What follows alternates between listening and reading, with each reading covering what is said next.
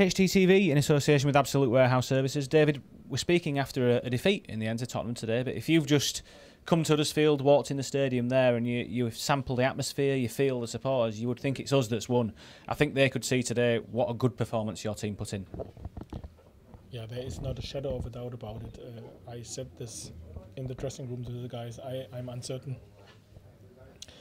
When I was more proud about my team and my supporters and the football club after a defeat like today, the players have done everything they gave themselves a go. We really wanted to battle them, and this is what they have done. The result isn't what we wanted, for sure, but the performance was good. I think this was obviously, and I think the atmosphere today, the atmosphere speaks for itself. Big credit not only to my players, to the supporters as well. If you get the support which the guys got today, you only get it if the supporters feel that you tried everything and that you really left out anything on the grass, and this is what the players have done.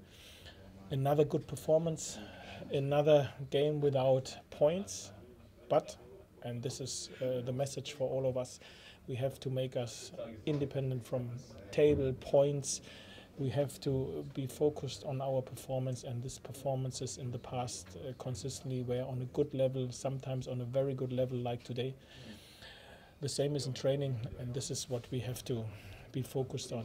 If we keep doing what we are doing, then results will come sooner or later. This is not a shadow of a doubt, because this is how football works. You have to perform consistently, and then you will get a reward, and we will get a reward if we do what we have done today and in the last weeks.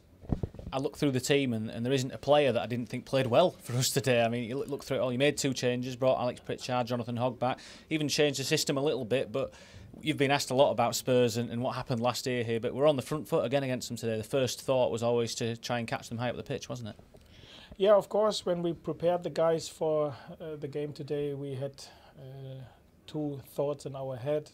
Do we like to sit deeper after the experience which we had last year, or do we try it again to press them high, to go in their face and to be on the front foot? And we said to ourselves that at the minute against this Spurs teams, which today look different like it looked last year, and with all the games which they played, we thought it would be the right thing maybe to surprise them as well, that we are really on the front foot and wanted to take our reward out of this idea to really press them high. And I think everybody has seen that the players have done it, and it worked well, apart from that we didn't score and that we conceded and that we lost the game. And listen, we all together know it's a result-driven business, but as I said, it's a long season, and we have to be focused at the minute on the performances, and have to make sure that we continue to perform like we've done today and the last weeks, and then we will get our reward. And there is a difference between not scoring and not creating any chances, and creating chances but just not finding the net at the moment. We seem to be week on week creating more. Paulo Gazzaniga's had a very good game for Spurs today. Lauren Depoitre's so unlucky to see that volley hit the bar. I suppose that's a good sign for you, isn't it? It isn't like we're not creating anything. You can see the chances are coming now. Yeah, absolutely, and consistently in the last games. And this is where we all together take our confidence out of. Performance-wise, we are good offensively and defensively. Like always, there are some very good performances, some good performances, and some performances where you have a little bit space. But this is the nature. But how the players stick together, how they work, the attitude which they've shown today, this is top class, and this is what is important, that they stick together and try to do it as a team, what they've done today. And yeah, we are able to create opportunities. We are unlucky, for sure. We've seen the penalty situation, which, yeah, it was a good penalty, I would say, a soft one, but then we have the situation with Chris Löwe where, from my point of view, it was a clear foul. If it was in the box or not, this was very tight, but this was a clear foul, and we didn't get this foul. So we are unlucky as well, but we continue, and I'm anything but negative at the minute. I'm very positive after the recent weeks, the performances, and especially today's performance with this atmosphere which we host today. We've talked a lot about needing weapons from the bench, David, and today I think you could see the players came on, did well for you. I just want to ask you about Isaac Mbenza in particular, because he is still learning and very new, but I thought you could really see that he is learning in his performance today. He had some real moments of quality and again tested Gazzaniga as much as anyone. Yeah, I think he gave an impact today when he came in the last 25-30 minutes, and this is exactly what we need. We need impulse from the bench. We need strength from the bench, and Isaac has shown this today.